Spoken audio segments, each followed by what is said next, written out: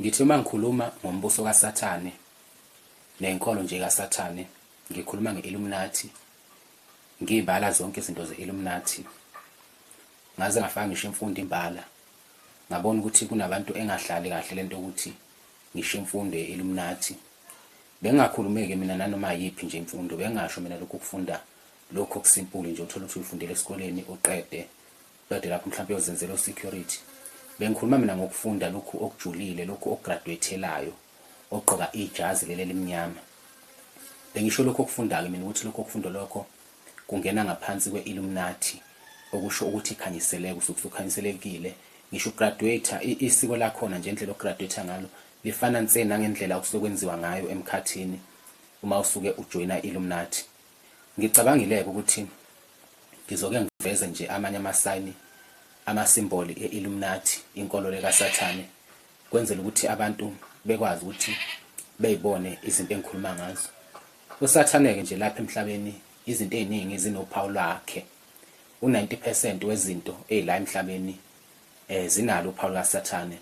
Futhi ayikho indlela yokuthi ugweme ukuthi usebenzise izinto ezinophawu likaSathane ngoba ezinyo zazo zingxenye empilo yettu. Kunjengesiphambano nje lesi osibona emalini le yamanje. Lesi siphambano sibonayo siwuphawu lwe-Illuminati. Sikhona nje ejazini leli Illuminati, leli eligqokwa emkhathini leli limnyama makusuke graduate.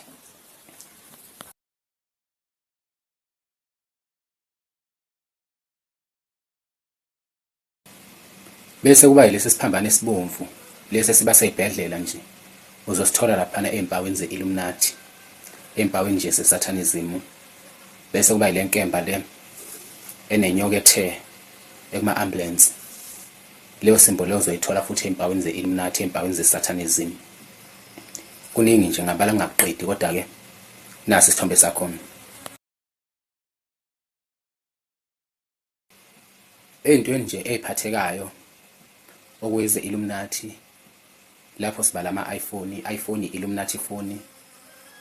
Bese kuthi eyiphuzweni ama-energy drink, i-Monster, uphawu lwakhona uphawu lwe-Satanism.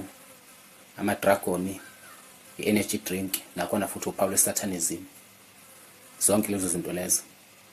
Bese kuthi empahleni zokugqoka kufike kube ibhali nshaka esho ukuthi ibhali is a king.